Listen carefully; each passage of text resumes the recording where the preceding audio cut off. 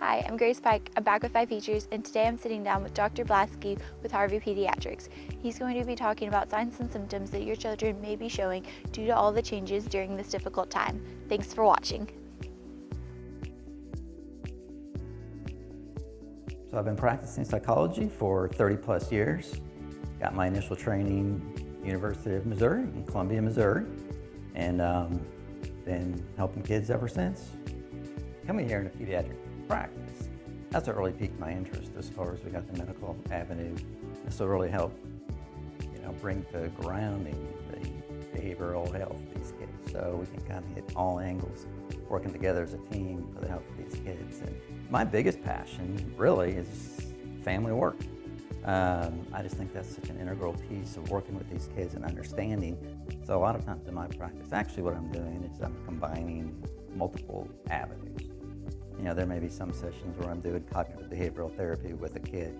Other times I feel like I'm missing a piece, so I've got to get families in, get parent involvement in, figure out what's going on with the family processes that are affecting what I'm doing with the cognitive therapy, which is certainly plenty of great treatments out there for individual work. So I really don't want to minimize that as well, because they're all at play. I feel like my practice, I've got a lot of tools I can use. I'm trying to individualize it to this child and his situation. All right.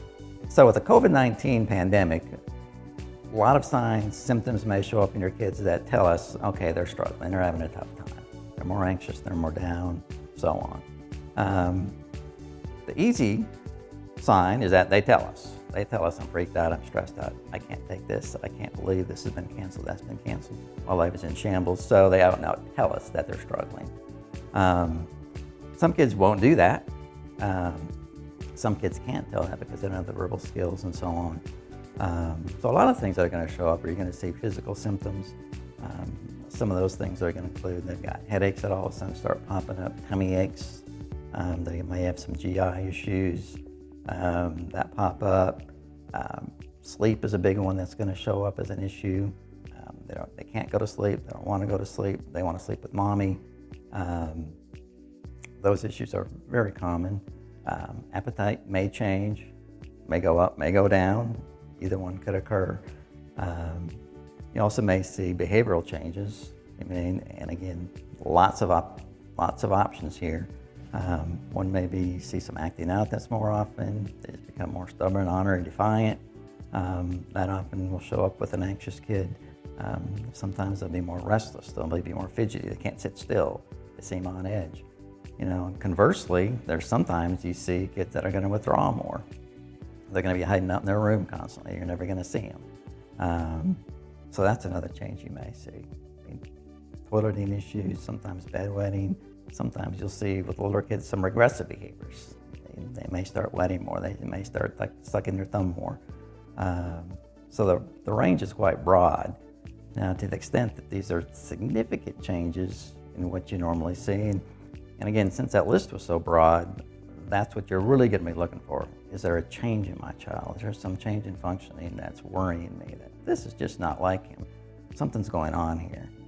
So to the extent that they continue, even with your encouragement and support, they don't go away, that's the time when, well, maybe we do need to step it up and get some help with this. It may be that counseling is in order to help get to the bottom of what's going on. Sometimes, honestly, even in our best efforts as parents, we try our hardest, we love our kids so much, there's a limit to what we can do. So we need some advice, we need some help. And that's where I come into play. It's been my passion for 30 years. So, and as a parent myself, I understand there are certain times we need support ourselves, we need help. So that's when we get it. And we don't need to be bashful and feel bad about doing that. We've not failed as parents because we do that. We all need help and support at times.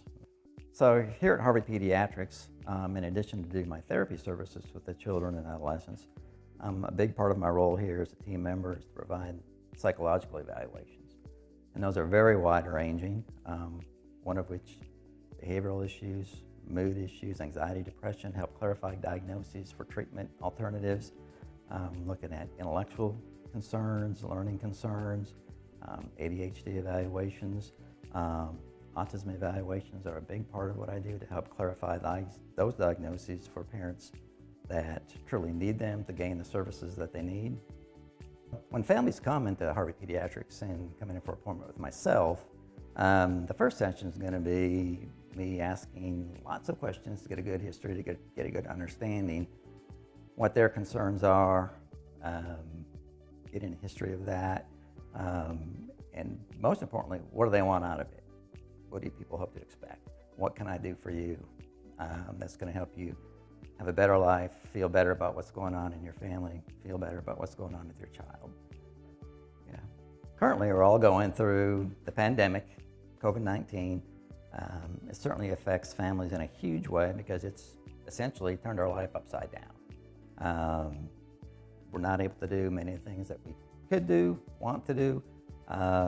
So essentially, it's adding another layer of stress on the cake that we've got to do something about. So the question becomes, what are we going to do about that extra layer?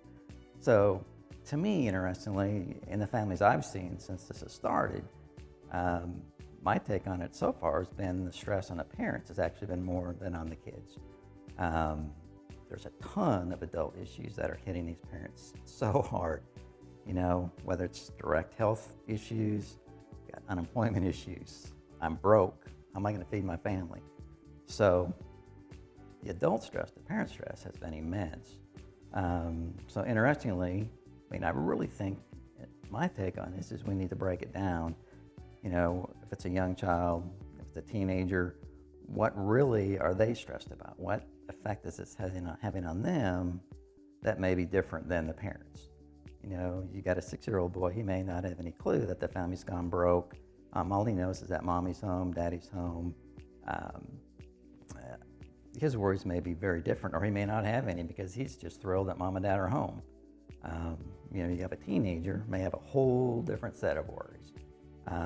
They may be more worried about their love life, their romance, the fact that, oh my gosh, my baseball season was crashing to a halt. What am I going to do about school? I can't keep up with this internet stuff. I don't know how to do it. Is school going to start next fall? And of course, social life with teenagers being a huge part of their life. That may be their biggest worry. I want to hang with my friends. I can't do it. So again, interestingly, I think you really need to pick it apart, different age groups and scenarios about what's going to be most stressful for them. So another factor that can be quite stressful for children and teenagers these days is the social demands, a lot of which is fueled by the social media, which is a different world these days. I'm an old timer, so way back in my days, these things didn't exist. Pressure was non-existent. Now, those pressures begin very early on, earlier than I think most of us think. It's quite amazing. I'll go out into the waiting room at work and I'm looking out there and every child, every parent, sometimes sadly, has a phone in their hand and they're not looking at anybody else. They're not talking, they're not conversing, they're looking at their phone. So those issues, another whole talk for another day perhaps, but are quite striking, and I think we probably know the tip of the iceberg as far as the effect that's going to have on our kids socially. Again, going back to just the lack of control, one of the things parents can do is just help themselves and their kids, focus on where's my piece of the pie? What do I have control over? How can I problem solve and attack that every day? My style tends to be in therapy to be very problem solving, pragmatic. Let's figure out what's going on for this person. How is it impinging upon them? Are they anxious? How can we help them solve that? By focusing on, what do I have control over now? Part of the problem with this pandemic is that we don't have any control over a big chunk of this. And with kids, having some predictability and control, that's what's going to make them thrive. So if they don't have that, that's what's going to induce that anxiety. And so my practice at Harvey Pediatrics in therapy, I'll see kids as young as 3-4 years old, all the way up through their teenage years. If I'm working with parents specifically on behavior management strategies, even younger than that. Testing, about the same age range. Evaluations will even go down to age 2, 3 for autism, and again, all the way up through teenage years to adulthood. Thank you to Dr. Blasky for sharing some examples of signs and symptoms that children may be showing during this difficult time. If your child is needing help, please reach out to the Harvey Pediatric team for assistance. Thanks for watching.